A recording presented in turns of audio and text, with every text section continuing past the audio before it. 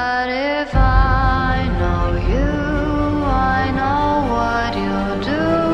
You'll love me at once, the way you did once upon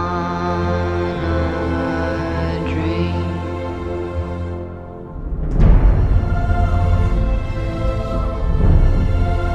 I'm going to start off with a very brief rundown of the movie. At the beginning, Maleficent is happy and vibrant. She's a child. She's like the unofficial leader of these nymphs and pixies and like little frog trunk nose, snub nose things. They look kind of like Drowsy from Pokemon. That's probably the best way to describe them. Anyways, like I said, she's happy, she's smiling, she's flying. Nothing can really harm her. So you kind of wonder, how does she become like an ice queen bitch?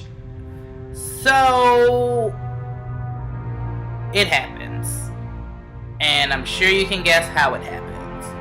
She gets involved with a damn man. Just classic story. She fell in love and he screwed her over. Simple as that. She was willing to give him her heart, once upon a dream, all that fun stuff, and he was like, I actually just want to be king. So she's thinking love, and he's thinking, I'm gonna be Simba. Oh, I just can't wait to be king. That's Stefan. Which is interesting because in the cartoon, you don't really know that there's a connection between the two. So it's interesting to see that this movie is written in a way that gives Stefan and Maleficent a past. But what I didn't like really was the fact that there were really no other characters besides Maleficent, Aurora, sorta the three fairies, and King Stefan. Like, the queen disappears at some point in the movie. Like, she doesn't exist anymore. But I digress. I'll get back to the queen in a second. So after Maleficent is wronged beyond all imagination, that's when she rightfully becomes a spiteful biatch. So she waits and waits and waits, and then she finds out that her ex-boo got a new boo and a castle. And that don't really sit right with her, and I can't blame her. So she puts her freakum dress on, aka that like long black robe thing, and her staff, and she's like, we're gonna take a field trip, Mr. Crow. So they end up in Aurora's christening or whatever, coronation, whatever C word you want to use. They end up there, and everybody's like giving gifts. Nobody's like giving practical gifts. They're not saying, hey girl, you're gonna grow up and be smart and wise and a wonderful queen one day. Nah, they like, you gonna be cute, girl. You gonna be a cute little girl, and you always gonna be happy, because nobody likes a girl when she's upset. Nobody likes a girl with an attitude. Clearly, that is what was projected upon Aurora. Nobody was like, hey girl, you're gonna grow up and be fiscally responsible. No, it's, you're gonna be pretty and you're gonna smile a lot. That's the gifts for you. So then, like I said, Maleficent comes in like a bamf and is like, look, I'm gonna give the little girl a gift too, because you didn't invite me, but I'm not mad. I ain't mad though. I'm gonna give her a gift. So she goes and she's like, yeah, you're gonna be pretty, yeah, you're gonna be smiling all the damn time, but in addition to that, everyone's gonna love you. Everything you touch is gonna turn to gold pretty much, but before you get to really enjoy it, you're gonna die. Or you're going to become comatose for the rest of your life. You're gonna prick that little finger and you're gonna go down to Chinatown in a deep sleep. And to just rub dirt and salt all in that wound, she turned around to King Stefan and was like, true love's kiss can wake her up. LOL, but that don't exist because you're an asshole.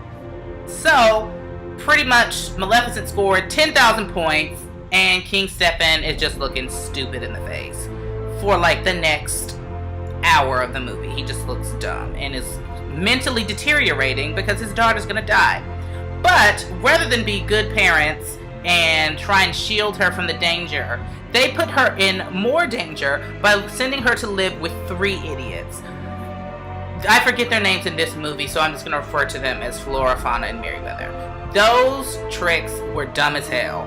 They left the baby outside. She cried all day because they didn't feed her. If Maleficent wasn't like a glutton for punishment, that baby would have died on more than one occasion. Like when she almost ran off the cliff and Maleficent was like, LOL, the little beast is going to run off the cliff. That was probably the best part of the movie too. Maleficent reading that little girl like all the time. Just the little beast, and she's so ugly, it's almost sad. Like, but you could tell that she loved her from the start, because really in hindsight that should have probably been her baby, but King had more ambitions. He wanted a more basic model. Maleficent was too fabulous for him. So anyways, Maleficent like watches over Aurora as she grows up. She gets into all kinds of things. Nobody ever really seems to be watching her.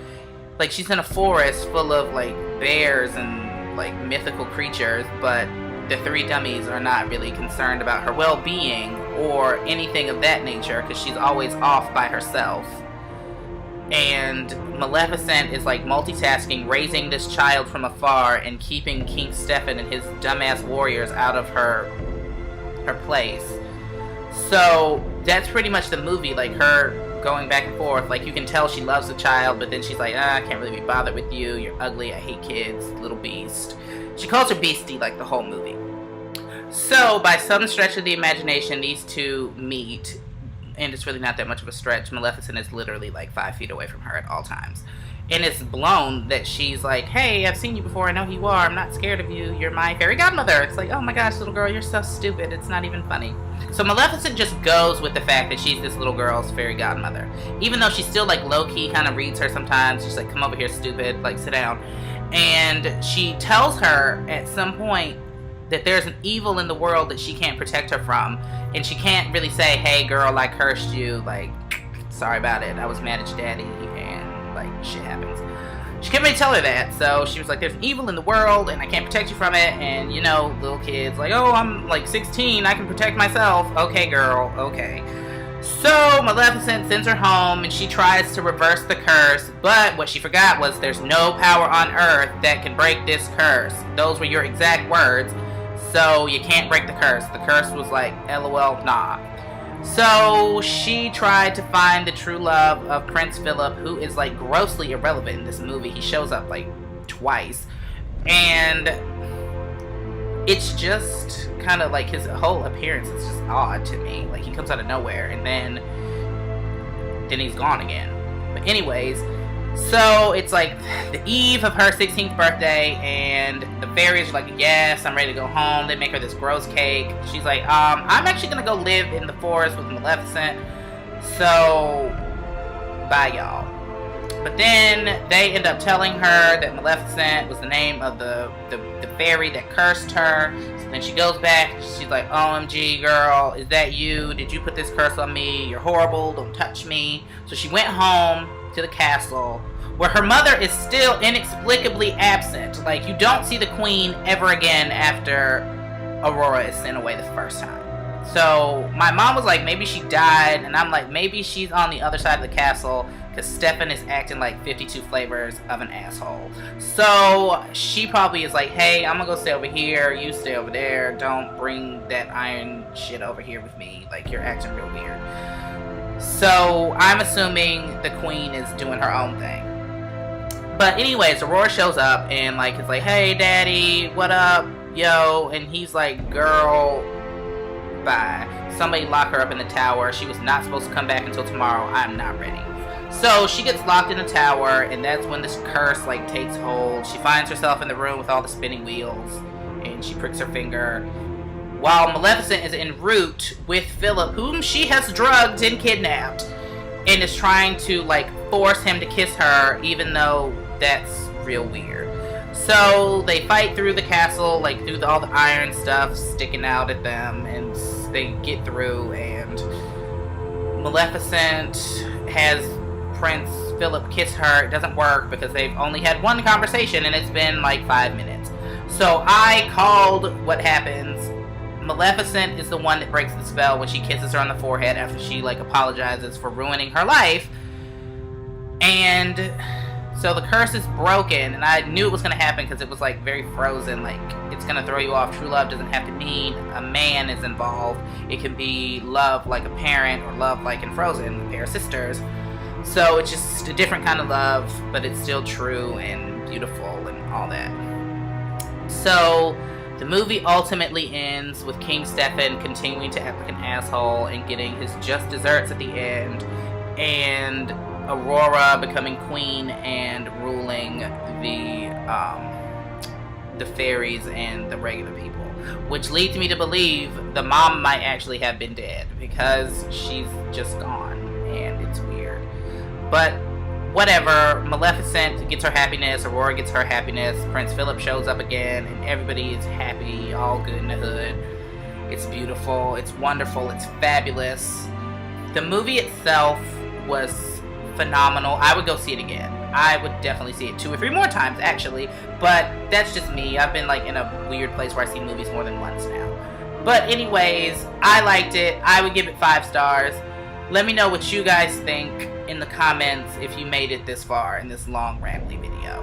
I hope you're still here. I hope you enjoyed it. I'm going to be doing more reviews. I'll probably do a written review for this too, for my actual blog, and maybe a podcast too. I don't know yet. But stay tuned for all that stuff, and I will see you all when I see you. Bye.